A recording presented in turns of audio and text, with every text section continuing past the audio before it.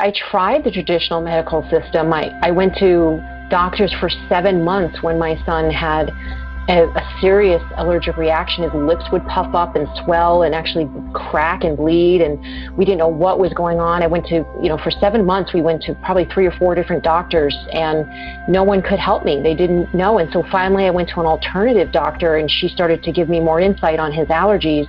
And during that time of going to an alternative doctor, someone shared Robin O'Brien's TED Talk, Patriotism on a Plate, with me on social media.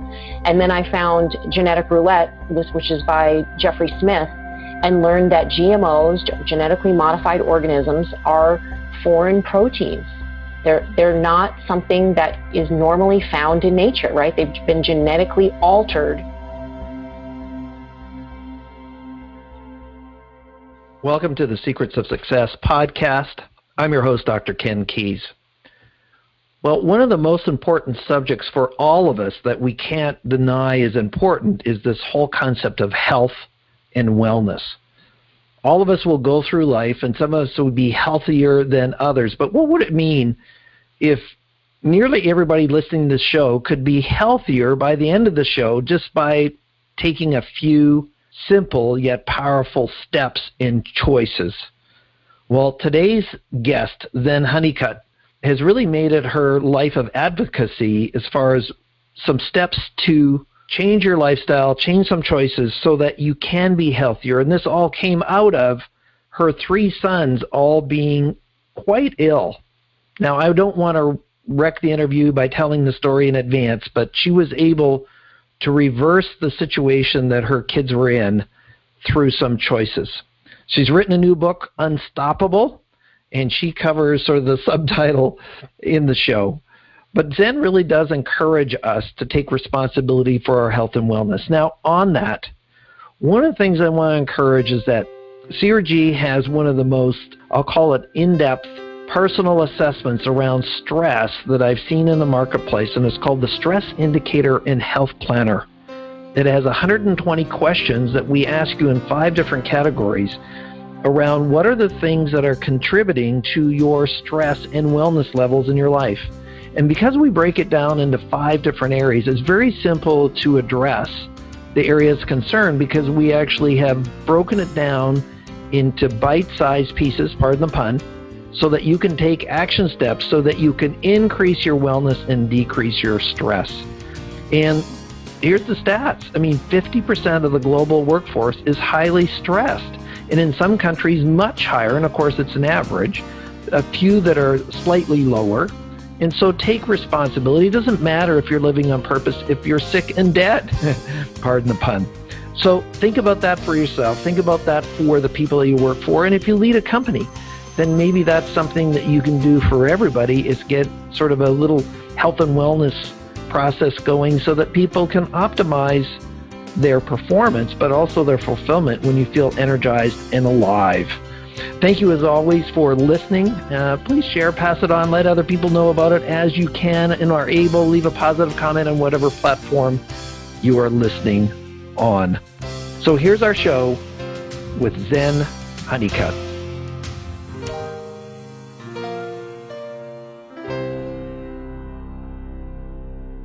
Welcome to the Secrets of Success podcast. I'm your host, Dr. Ken Keyes. Well, each week we cover different topics, and of course our show is about helping you to be healthier, to be wiser around your success strategies in life and leadership, all these different points. And today we have somebody who's extremely passionate about our environment as it relates to our health. And you'll learn more about this as we go through the show. Welcome, Zen Honeycutt. Zen, welcome to the show. Thank you, Dr. Ken, and thank you to all your listeners. It's such an honor and a pleasure to be with all of you today. Thank you. Well, we're here to serve them, and I know that you are too, and we had just a little preamble before we got on, and I love your energy already. Now, before we get into sort of your background and your cause about really helping people to have healthy environments that lead to healthy food, how did you come to that first name? Was this your parents' fault? Yes.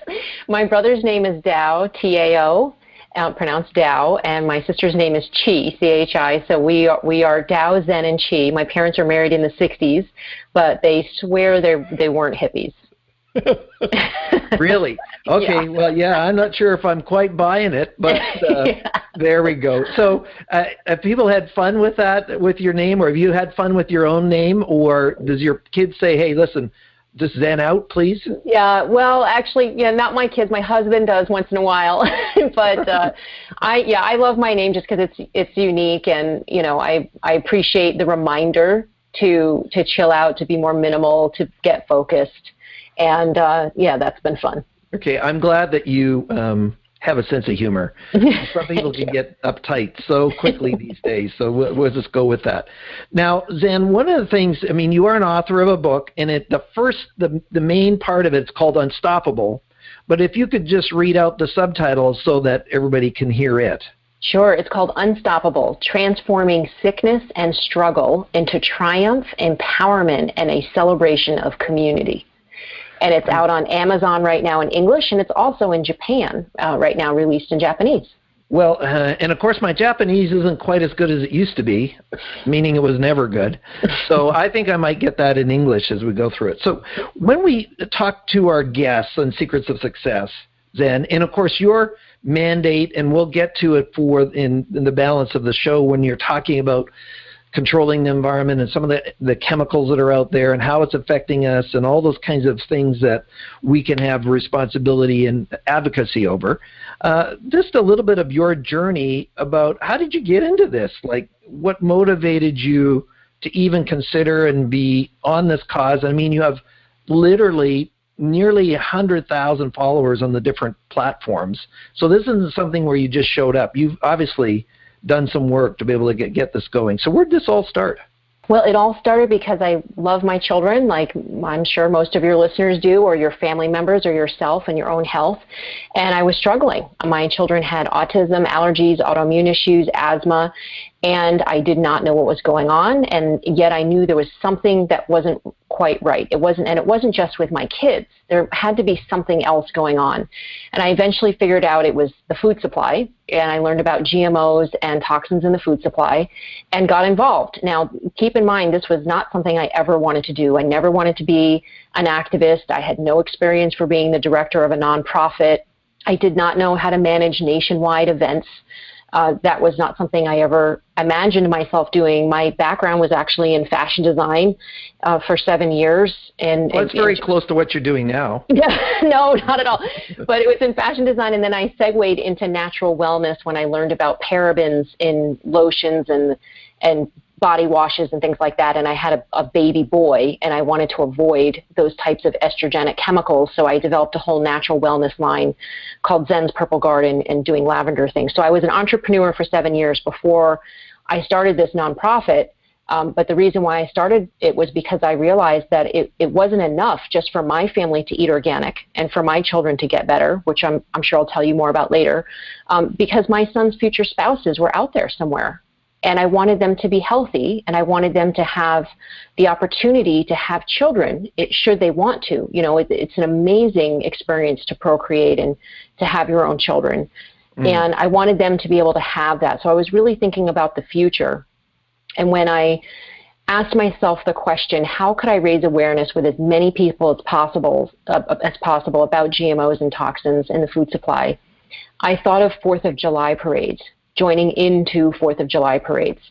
And it was a big success. Within 4 months of putting up our website and the event page, we had a reach on Facebook of over 300,000 a week. And we had over 179 groups of moms and families join into parades in 37 states for our first event. And since then, we've had over 600 leaders post over 1,000 events on our website. And these are the ones that they've posted. I'm sure there's many more that they've done, just coffee in their house or meet up with people at a park play date, things like that. And so I knew it had to be more than just a one-time event. I knew it had to be a nonprofit, and we needed to support people nationwide and around the world. We now have a Mothers Across the World group, and I'm heading out to Japan in a couple weeks now for my book tour, and connecting with mothers all around the world, because we we are really struggling with our children's health around the world and our family's health. Mm-hmm. And the good side is we're also seeing our family and ourselves get better when we avoid GMOs and toxins and eat organic. And without our health, we have nothing else.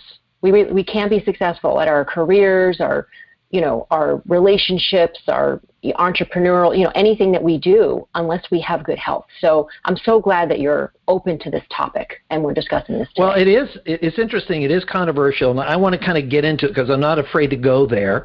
And listeners, you will do what you'll do because everybody has freedom of choice, and we love that. Now, I mean, you're talking about it from a U.S. perspective, but this is a global reach. This is global impact. You're going to Japan. I'm in Canada. I have friends in Europe. So this is not, we talked about this. I had our 3-day certification, and we have a wellness assessment. And one of the components, individuals at the meeting was from Europe, and he says this is a topic that's there. But I just want to digress. So just for us, you are a mother of how many children? 3 boys. They're 16, 14, and 11 now. Now, you were talking about autism and some health issues. Mm-hmm. Were you, when you started to really take responsibility but also awareness of what was going on, were you able to help them in their conditions so that they would improve? Absolutely. So one of them had life-threatening allergies. He almost died on Thanksgiving evening from a pecan in the stuffing. And all of them had food intolerances. Some had other severe allergies, up to about 22 different food intolerances and allergies.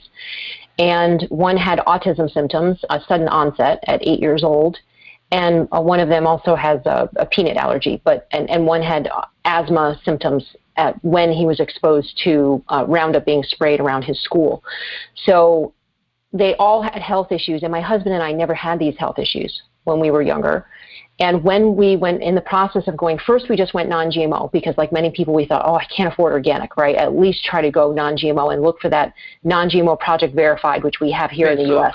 So you have so much passion, and so I'm going to stop you for a second. Sure. What made you think about sort of the environment contributing to this? Because here's the reality. Many parents, and by the way, I'm sure dads are not excluded from your movement, or parents, period, or grandparents. Yeah. Everybody, like I'm in, right? Oh, yeah. Okay. Yeah. Our mission is to empower and educate mothers and others with actions and solutions to create healthy communities. So we have lots of dads and students. And yes. So that being said, I mean, a lot of people will look to traditional sort of medicine, if you may, to try to find an answer to these situations. And so, here they have their puffer for their asthma or whatever. Mm-hmm. What was causing you to go and even look at the environment? Because many people listening to the show, they're not stupid, but they've been misled that they're going to go through go through the traditional medical system. What was causing you or generated you to kind of go in this different direction? Well, to be honest, I tried the traditional medical system. I went to doctors for 7 months when my son had a serious allergic reaction. His lips would puff up and swell and actually crack and bleed, and we didn't know what was going on. I went to, for 7 months, we went to probably 3 or 4 different doctors, and no one could help me. They didn't know, and so finally I went to an alternative doctor, and she started to give me more insight on his allergies. And during that time of going to an alternative doctor, someone shared Robin O'Brien's TED Talk, Patriotism on a Plate, with me on social media. And then I found Genetic Roulette, which is by Jeffrey Smith, and learned that GMOs, genetically modified organisms, are foreign proteins.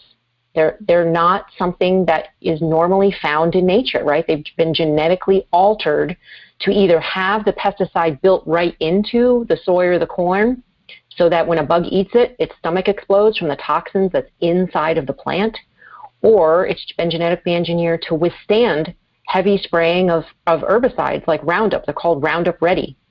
And Roundup is the weed killer that, millions of people use in their backyards. Well, our food is being directly sprayed with that, and it doesn't wash off. And when I found that out, I was pretty pissed off, to be honest with you. I was like, wait a second. I thought you could just wash these things off and it would be fine, but that's not the case.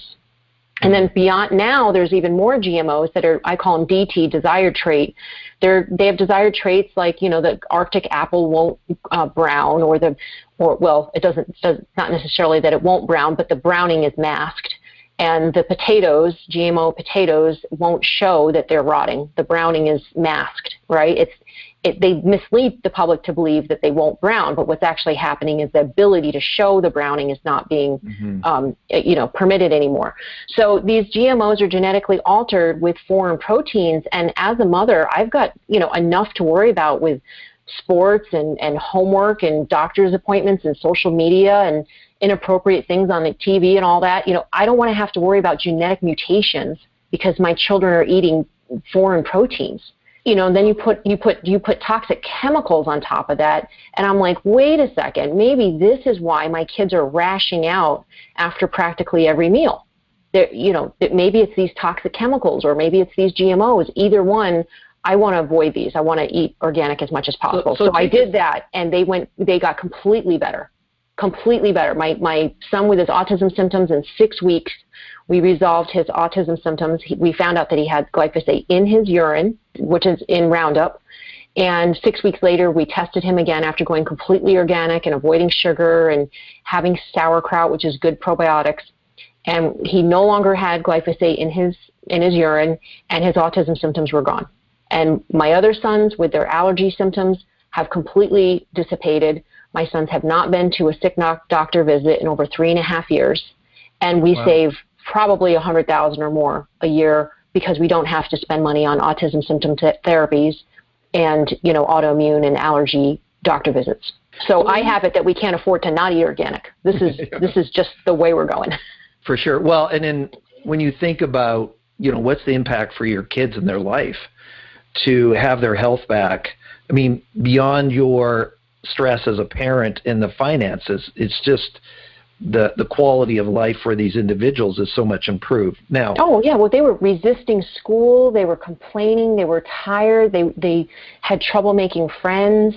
That's their potential right there. That affects their entire ability in their future if they don't feel like they can connect with people and be successful and have good relationships in school. So that is all turned around now, and they are so happy, and they're, most of them are making straight A's, and, it's just a completely different way of living now. Yeah.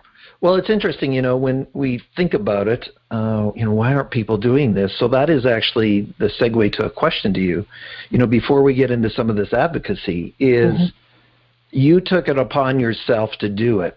Why aren't more people considering it? Yes, I know more are, but why are the majority still kind of down the other pathway?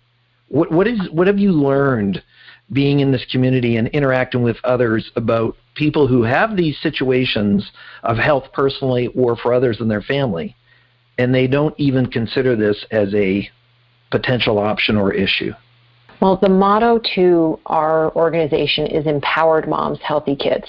And I chose that word empowered because I have it that once a human being, whether it's just a mom or any human being is empowered, they can do anything, and they'll set their mind to anything. And so for me, what is stopping most people is just the belief that they can't do something about this. And I remember feeling that way when my son was 8 years old and my eldest one, and his mouth was rashing out, it had been 7 months. He sat there and said, really forlornly one day, Mom, I wish all my allergies would go away. And I said, me too, buddy. But in my head, I was thinking, that's never going to happen. That little voice. And and I had evidence for that. It was because doctors had said that his allergies were going to get worse. But then I realized what that little voice in my head was saying, and I realized that was resigned and doubtful. And that's not who I was committed to being. I'm committed to being courageous and creative and making a contribution in the world. That's what I've created for myself. And that wasn't in alignment, saying, that's never going to happen. So I thought, well, wait, what if? What if we could do something about this? What if we could make a difference in my son's health? What if I was seeing him as small by just thinking, that's never going to happen, even if I'm just saying that in my head, right? What if we could do something? So I asked him if he would like to have a slice of pizza one day at a birthday party, because I had thought of my cousin that had done that. She'd avoided gluten for a year, and then eventually she was able to eat some gluten now and then. And I said, would you like to be able to do that? He said, yes. And I said, well, then would you be my partner in your health? Would you drink green drinks, try alternative doctors, do whatever it takes? And he said, yes. And I said, then I promise you, you will get better. So what it takes from my perspective is seeing that you're being resigned and doubtful, seeing that you're stopping yourself, and then creating something new, creating that new future and saying, look, here's the future that we're living into. It's being able to have a slice of pizza at a birthday party or a piece of cake and being able to, enjoy that to the fullest and being healthy, right? And so we created that together. Within 4 months, my son's allergies were dramatically reduced just by going GMO-free. Within a year, we went completely organic. When my other son had the autism symptoms, we went completely organic. And my son's allergies, all of them, reduced. And that one eldest son, his nut allergy went from a 19 down to a 0.2. Now, does he want a slice of pizza or cake at a birthday party anymore? No, he doesn't even want it because he wants to take care of himself and his health. Now, do we make our own organic, pizza and cake? Absolutely, right? And he enjoys that. But, we don't stop ourselves because of what we think could happen or might happen anymore. We think about what is that future that we're creating, and we take actions in alignment with that. So I think most people don't take actions simply because they're not clear about what that future is that they really want to have and see that as possible. Now, could be a very touchy subject, Zen, and we'll see where it goes. But if we think about it, why is it that the medical profession don't get this? Well, I think the medical profession is taught to use drugs and medications. They base their decisions based on, clinical trials, which are funded by the manufacturers, which stand to benefit, from the sales and the proceeds, and they're simply taught to give a drug to a kid, which is what I was told to, put this cream on his face, and it didn't resolve the issue. It only treated a symptom in a really poor way as well. It hurt his face, it didn't help him very much. So what they're taught is just to give a drug for something, which gives profits to the pharmaceutical companies, but it does not resolve why it's happening in the first place. Which is the basis of functional medicine, is looking at what is the root cause of the condition that I have, and as a nutritionist, that is what we were taught to do. Now, let's back up just a second. So Zen, you go down this pathway. Did you have people that were I don't want to use the word haters, but people who really said, who do you think you are? Like, what did the profession, did you take your kids back to your standard doctor afterwards and say, they are basically, for the most part, in remission or healed or whatever, because I've done this? Did you take them there? And then if you did, what did they say? Well, that probably would have been a good thing to do. One of the doctors that we continued to go to was an autism doctor. And when he found high levels of C. diff and, gut dysbiosis in my son with the autism symptoms, and he did get better, he was very impressed, actually. Yes, I do remember that one particular doctor was very impressed, and he said that he had been telling his autism patients to only go dairy-free and gluten-free. He hadn't told them to go organic. So he said, I'm going to try that. And he was going to do that with his own son as well. But then he moved away. So I haven't heard from him if he's had continued success with that. But there's been many doctors since then that I've talked to. Dr. Michelle Perro, who wrote a book called What's Making Our Children Sick, for instance. I believe her statistics are something like 80% or something of her patients that go organic see a significant decrease in autism symptoms and behavioral issues and learning issues. It's a really high percentage. So doctors are getting this. There's the Environmental Health Symposium that happens every year now. Huge amount of doctors and nutritionists and functional medicine doctors get that avoiding environmental toxins like glyphosate is paramount. Like it's essential in order to make any headway in progress with a child with learning or behavioral issues. It's very important. Agreed. It's interesting. You might or might not know, but they did a study not that long ago in Canada, and every single cereal had trace amounts of glyphosate. So there wasn't a single cereal that didn't have traceable amounts in it, because if you think about Roundup Ready crops where they spray prior to harvesting, which for those of you that don't know, that's what they do, that lingers on. And I was telling you before I got on the show, I used to sell Roundup as a rep in the 80s. It's amazing. I was always told, and in fact I even argued this, is that they said it was biodegradable and it wasn't even traceable elements after a certain period of time. So it had a life stage on it and it was gone. Yep, and, that's what you were told. Of course, that was completely false. As part of it. We try to be as organic as possible here at home. We have our own little garden bed, so I'm with you on that. So for those people that are listening, and we think about health and wellness globally, okay, everybody that's kind of paying attention to this or listening to this at this time, what are you teaching in the book Unstoppable in terms of, taking responsibility beyond what you've shared so far? Well, in the book, it really is a compilation of a community effort. There are doctors, scientists, lawyers, reporters, farmers that give input into the creation of the book, and my story, my personal story, and in having my children recover, creating Moms Across America, embarking on this journey around the world, honestly, Australia, New Zealand, China, Korea, Japan, many places in Europe, and connecting with people about the food supply and health. And in the book, I also touch on how to talk to your family and friends about GMOs and toxins, because for many people, that's the hardest area. You really want to have your mom stop drinking Coke and eating Doritos and, lose some weight so she doesn't have a heart attack. It's just challenging for many people to talk to their family members about this. So I have a whole chapter based on that. I have a whole chapter based on how to, have a healthy family, some things you can do to detox. I'm not a doctor, but I do mention different things that steps you need to take in order to recover your family. And I go through quite a bit of the science as well, and it's all heavily sourced. Everything that I have to say about GMOs and glyphosate and other toxins is sourced in the book.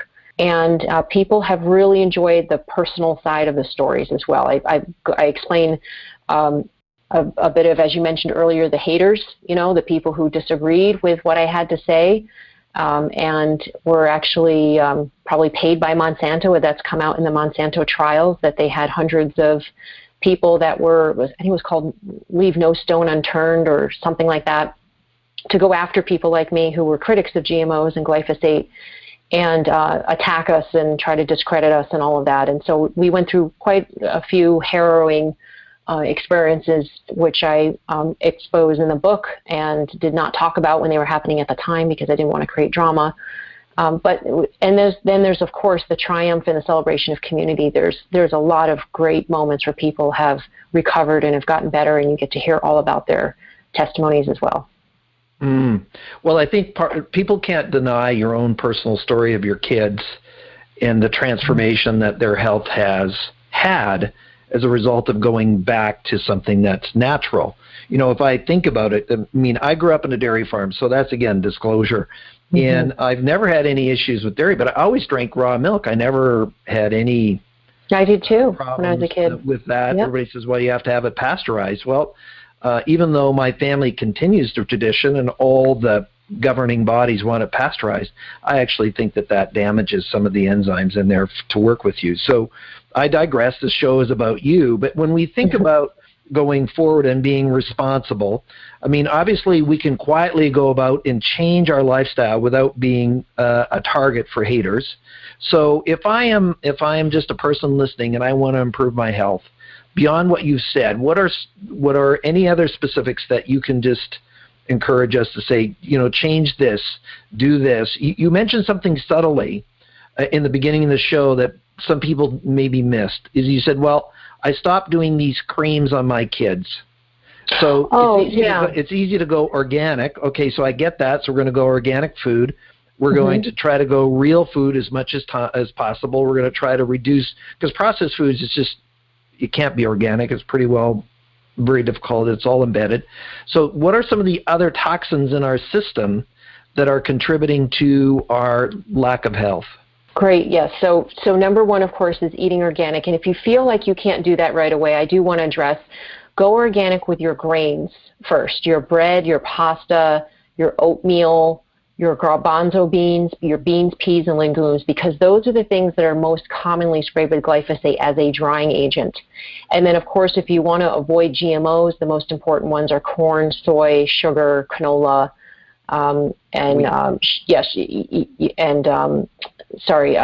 vegetable oils, which contain different types of canola and cottonseed oil and things like that. So you want to avoid GMOs and glyphosate as much as possible. And then you also want to make sure to avoid the chemicals that are in your home.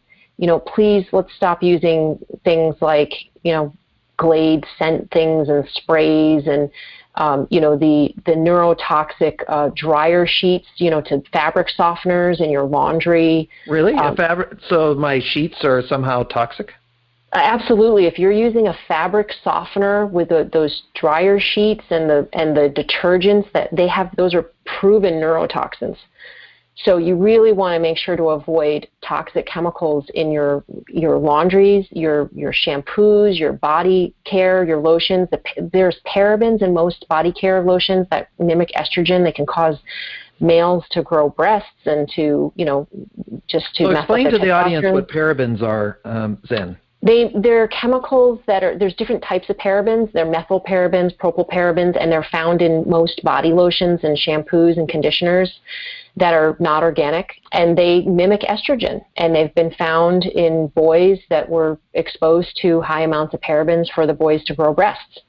So you want to just be careful about avoiding parabens and estrogenic type chemicals as much as possible. And that also means reducing your exposure to plastic. Like if you have a habit of microwaving a meal that's in a plastic container every day, you're probably exposing yourself to high levels of BPAs and different types of plastics in that it leaches into the food. So I would switch to glass containers only, and non-toxic household cleaners, non-toxic detergents and shampoos and conditioners.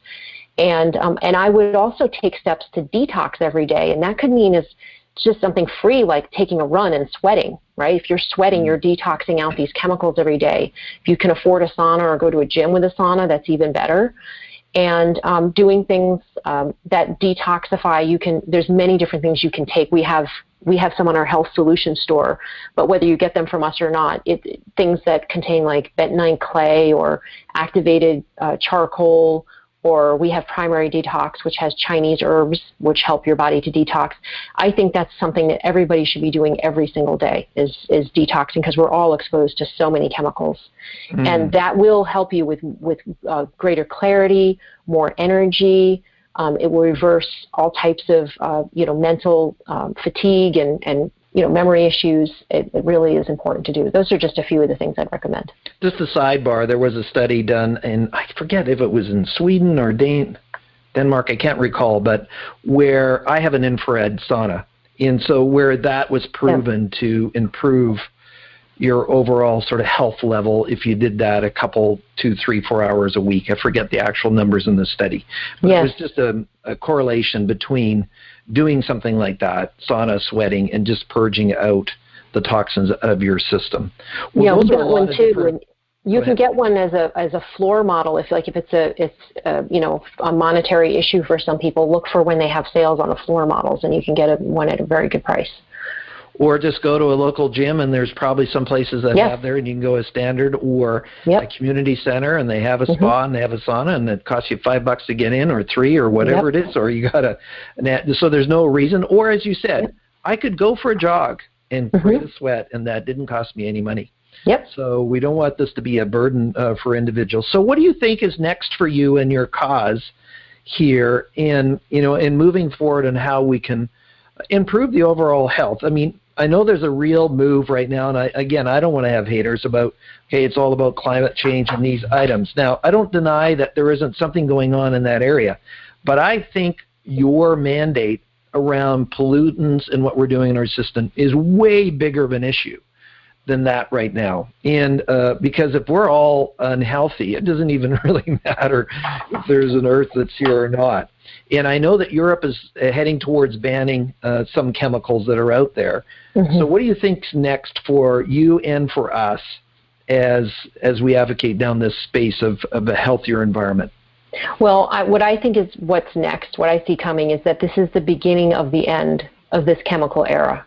I really do see that the chemical companies get that the jig is up. I mean, there's over 40,000 people now suing Bayer, which owns Monsanto, right, which took over Monsanto, really out of Monsanto's desperation, I think, to have to unload the pending lawsuits that were coming their way.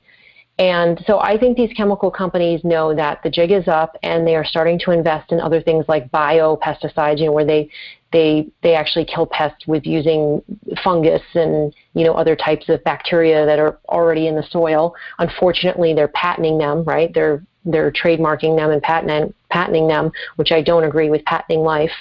So we're going to have new challenges in our hands, right? The patenting of this life, the new genetically modified gene editing and gene drives, which people are able to now do in their garages if they want. They're called biohackers. And so we're going to need to stay on our toes and be alert and be active on what's happening, and be aware of what's going on, and talk to your parliament members or your senators, your representatives, or your policymakers, whatever they're called in your country, and let them know that you want, organic food. You want non-toxic, GMO-free, pesticide-free food. You want access to an environment which is healthy and safe. And all of us, frankly, now need to be activists in order for this to for it to pan out in our favor. And we also need to vote for candidates that are not funded by big ag, big oil, and big pharma. And so I urge everyone listening to really look at, is your candidate funded by these major corporations? Because if they are, they're already bought. They're not your candidate. And I urge you to support people who are only taking money from the people, and then they will then make decisions based on what's best for you. I know it's more true in the U.S. than it is in Canada as far as the big ag, where you have a few companies controlling entire industries. Most of the family farms are just trying to get by. I know them. They're personal friends. They're trying to do good by us. They would never try to create toxicity. But a lot of times it's these larger corporations that are driving policies, procedures, and you have to follow it if you want to actually still be in business. So I see that there's some changes that will come where that noose will get off of some of the family farms, hopefully in the future. But that being said, I appreciate that. How, if I'm going to try to get a hold of you or get your book, where would I be able to get that? Oh, sure. Yeah, you go to Amazon for our book, or momsacrossamerica.org, or also momsacrossamerica.com. Both lead to our website, and you can find out more about my book on our website, about our action page, which we have a toxin-free town page. If you want to get Roundup out of your town, we'd urge you to get involved that way. And then also our health solutions store. And we invite you to sign up for our newsletter, to donate if you can support us. And to find out more, we have a new initiative called the Moms Across America Gold Standard as well. That is something that's happening just in the U.S., but it's a set of criteria for food that's not only good for our families, but it's good for the planet.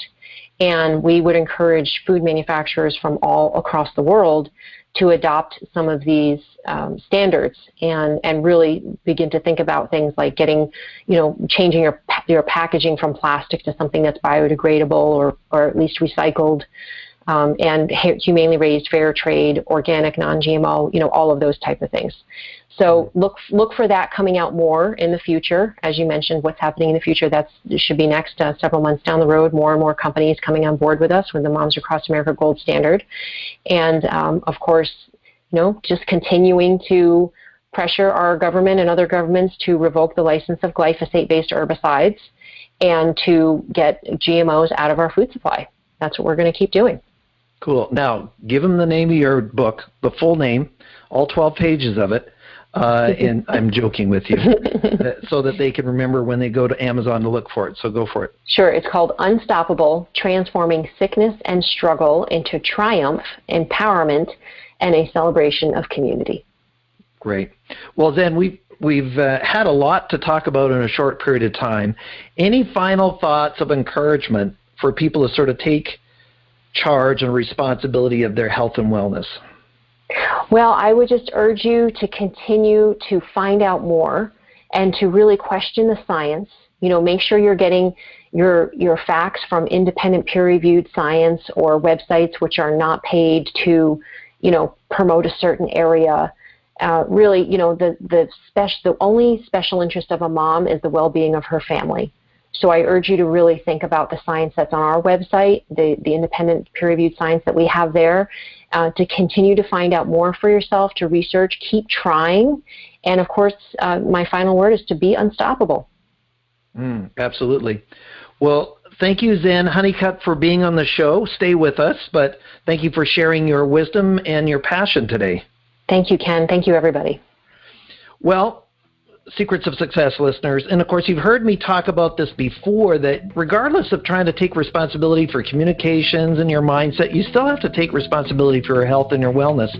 And it doesn't matter how good your mindset is if the input into your body is toxic. So take responsibility, look into this, own this, look to the root cause, look into online more around the concept of functional medicine and what it means. And that means just going, what created this condition that we're in, and then all these other inputs as far as food and toxicity and chemicals which are affecting us.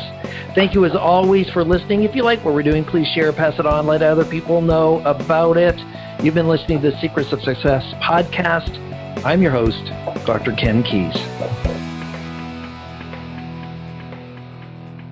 Thanks for exploring the secrets of success with us. If you want to keep the momentum going, log on to crgleader.com. Scroll to the bottom and sign up for our inspirational emails. You can also take your success to the next level by following us on Facebook and Twitter and connecting with Ken on LinkedIn. We hope you have a great week and look forward to you joining us next time for the Secrets of Success podcast with Dr. Ken Keys.